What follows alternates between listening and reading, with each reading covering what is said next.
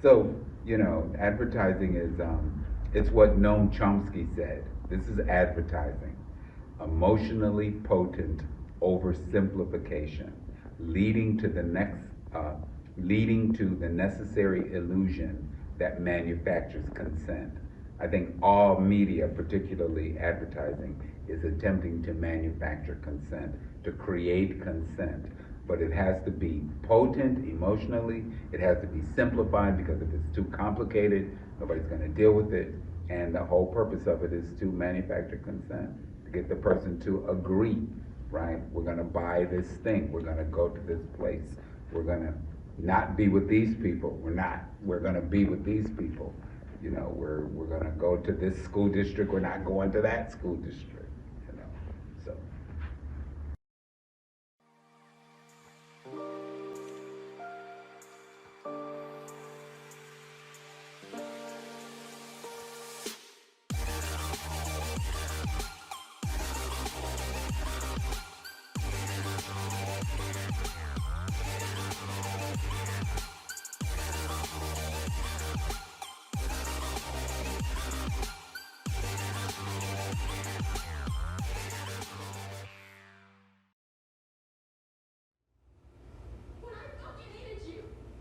Wow, guys, this is crazy, man.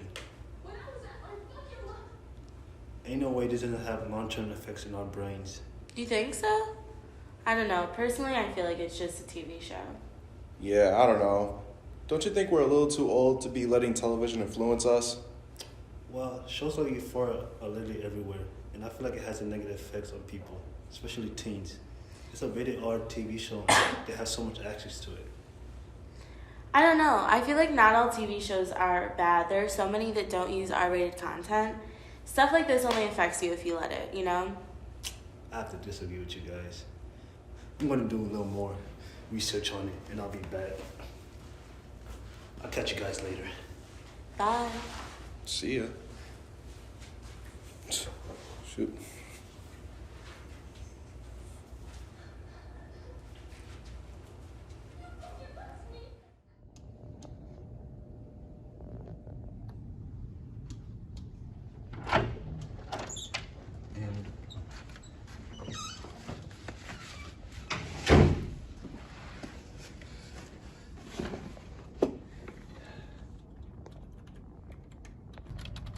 I'm gonna prove these guys wrong.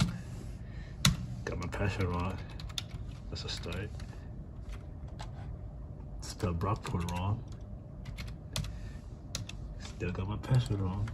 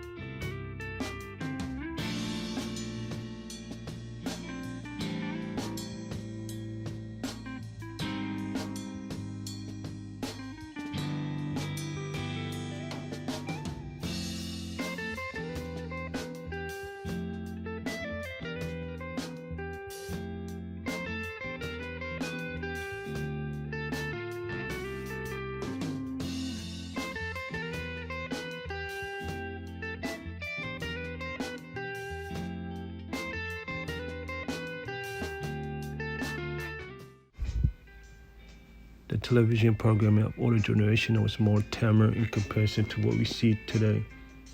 Older television programs are rooted in upholding traditional values such as the nuclear family. This can be seen in pop culture staples such as the Brady Bunch and the French Prince, but are still referred today. While certain television shows are created to address social issues such as drugs, sexuality, and mental health, Euphoria is an example of the ways in which television can be used to inspire its audience to think critically about what it's viewing. Modern media has created an environment where people know how to view what they don't want to view, creating an echo chamber of information. Shows such as Euphoria bring people out of that bubble by exposing them to the difficult situations they would not otherwise see. Though challenging, their worldviews and ultimately causing questions to be asked. Yeah, man, I got all this information, man. They want to believe me, man. They're going to learn today.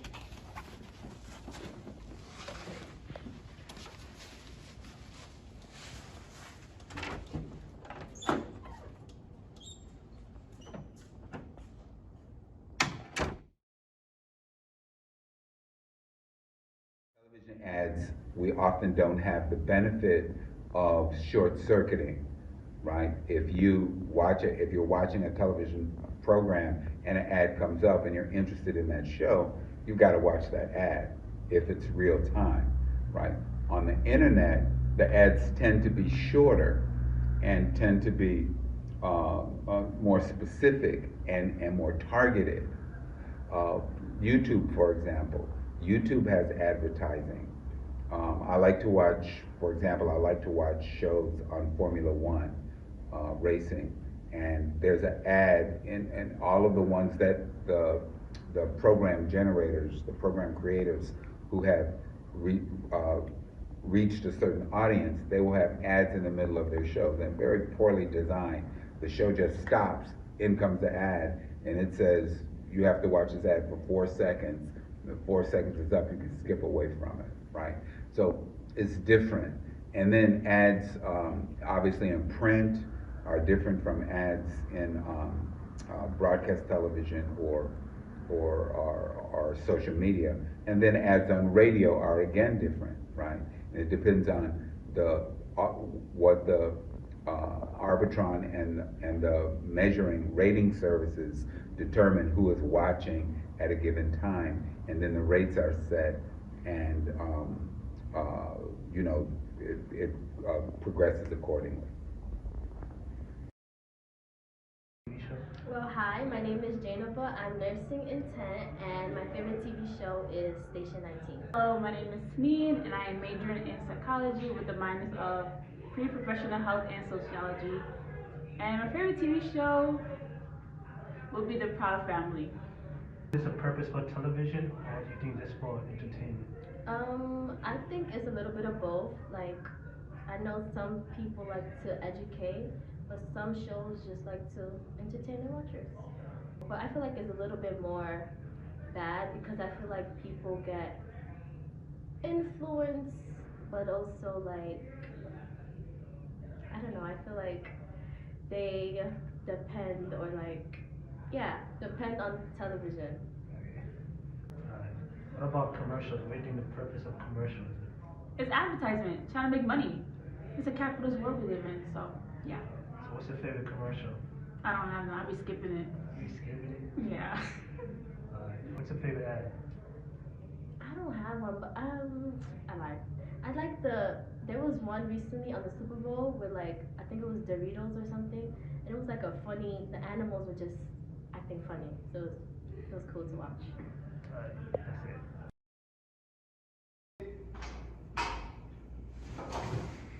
Well, look who we have here. Oh, that's right. But you guys didn't want to believe me. That's facts. What'd you find? Alright, television has ways of influencing and reshaping different cultures. Television influences many individuals by race, gender, and class, and reshapes many different cultures by stereotype. For example, like in the past, in Hollywood, there was a lot of Caucasian, so like in the shows, like Euphoria would have been filled with Caucasian people. So racist bias slowly began to dismantle in Hollywood, and now you see like an increase in number of like Black, Hispanic actors. So I feel like television does influence us, and also like what you see. So like earlier when I was talking about Euphoria affecting like the brains, like it's a rated R content where they do like drugs, sex, and all that. And like the main character is a drug addict. So Zendaya is a famous actress, and kids look up to her. So that's why I feel like TV influenced people. Also, like the last point is like The Purge. So I was just watching The Purge, a clip of it when I was walking here, and it talks about democracy and all that, and that like influenced people, with that march on Washington. So I feel like television does influence our way of life, and if it influences our culture and differences. So I think television influences our culture and our brains. Now I got a video for you guys from Dr. Alexander Mao. He's a professor at SUNY Brockport. He talks about how television affects our brains and our lives. Check this out. There was a time where people didn't use a credit card. It was a time where people were reluctant to put their name or information on the internet. And there was a time where I guess guys didn't use electric shaver. They used them, just a blade. So when we see something on the media, it kind of almost like seems to validate the behavior. And then we do as the model in the media suggests, right? Do we need to buy a new car all the time? No, but the nice car commercials suggest that we could, right? Life is short, why not? To some degree, yeah. So there might be a relationship between, both adhering to people's norms and expectations, and also combating them, So what is a social norm? Is it that you should be looking like a supermodel, or is a social norm also that it's good to be the way you are? So the advertisements can use these messages, but whether or not they use a message of somebody is held up on a pedestal, and then we want to be like them, so we buy the products that they're wearing, or they're showing us a piece of reality, how things. They kind of take a shot at the pedestal, but ultimately then they want us to buy either product. And but it's still, it's powerful the way they can convey those messages, generally speaking. Drugs to push away all the bad thoughts. But Maybe this is going to have an effect on me. You might be right about this.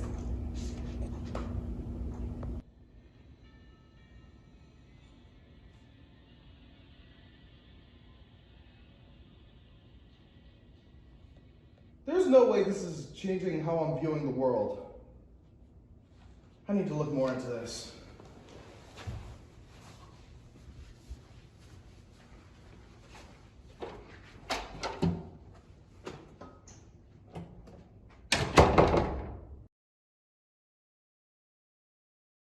I think that television ads in recent years have become less effective, primarily because the advertising, the eyeballs aren't on television as much as they used to be, right? Television used to be the venue for advertising. It is still a very effective way of getting a message across, but for an older demographic, television still works. But for a younger demographic, 24 to 35 or 35 or something younger, particularly young people, they're not watching TV like that. They don't watch TV. They don't consume news. That demographic. So it's less effective in some ways, but for the target audience, it's more effective.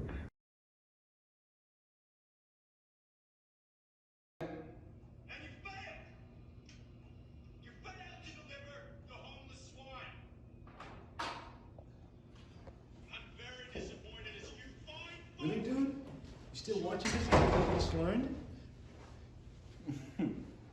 My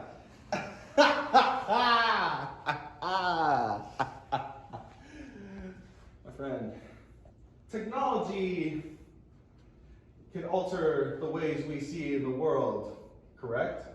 Correct. It's because of democracy, correct? That is correct. Wow.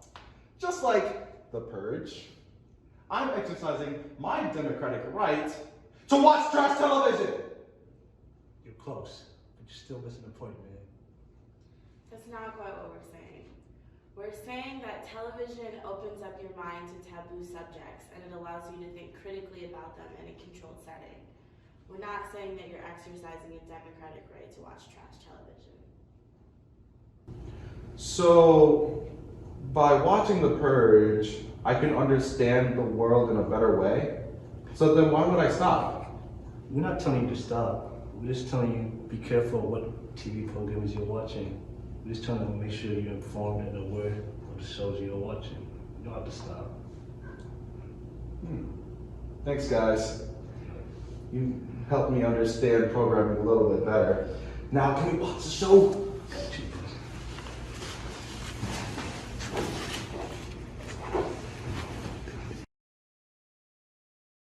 It's not really about the television program or the internet program. It's not really about that. It's about the advertising around the program. And if the program does not have ads, the program will cease to be. Advertising is what makes the whole environment work.